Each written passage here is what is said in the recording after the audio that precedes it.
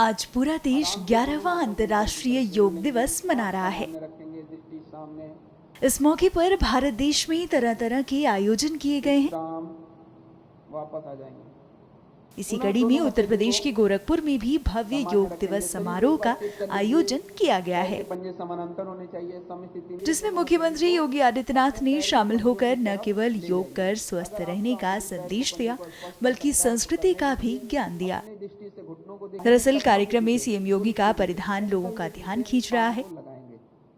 मुख्यमंत्री ने पारंपरिक परिधान धोती धारण की थी।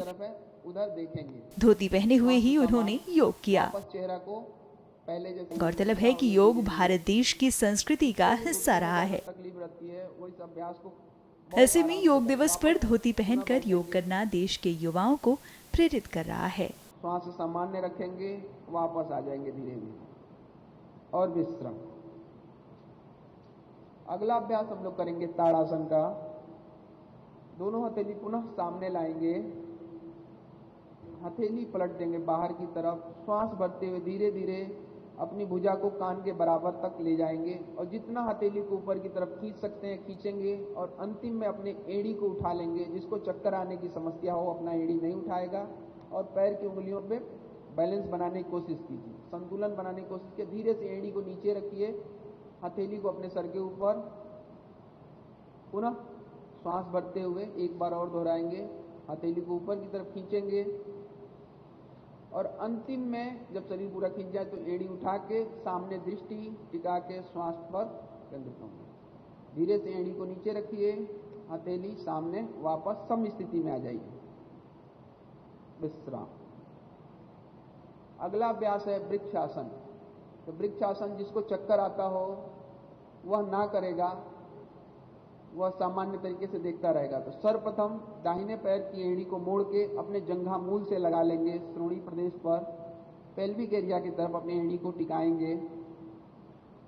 दोनों हथेली को कंधों की तरफ जमीन के समानांतर फैलाएंगे और हथेली को पलटेंगे, यहीं से हथेली पलट लेंगे। श्वास भरते हुए दोनों हथेली से नमस्कार मुद्रा में खड़े रहेंगे, श्वास समान, दृष्टि सामने।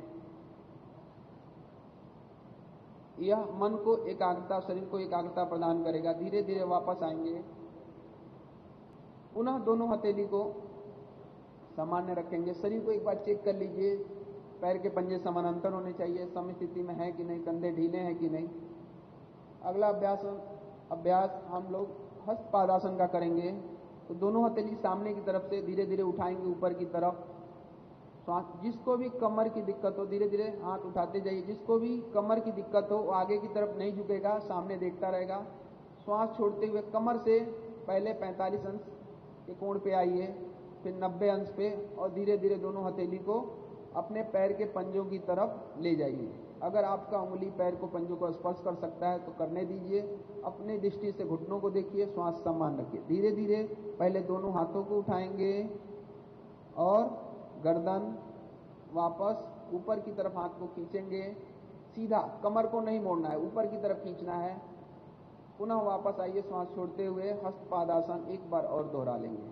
कमर से मोड़िए, श्वास छोड़ते हुए उंगलियों को अपने पैर के पंजे की तरफ ले जाइए। अब धीरे से अपने दोनों हाथों को उठाइए, उसके बाद कमर और हाथ, पुनः सम स्थिति में आ जाएंगे, श्वास सामान्य।